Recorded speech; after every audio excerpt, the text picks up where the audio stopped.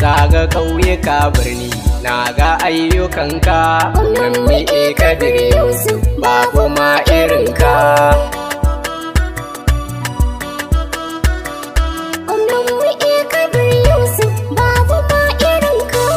Wanda shi ya zamba Kano shi yake fayinka, ɗan haure ko faci rani shi yake fakinka. Wai a ce ‘yan haure ne sun sha jarmiyar mu, sannan suna fa hasadar mu a garin mu na gado. To kai ba komi ne naka a cikin lamuran mu, aitir da kai fa hankaka ba kai ba kanan mu. To mu mutan Kano mun ce mun ga ayyukanka, su kofa ‘yan haure sun ce babu ayyukanka.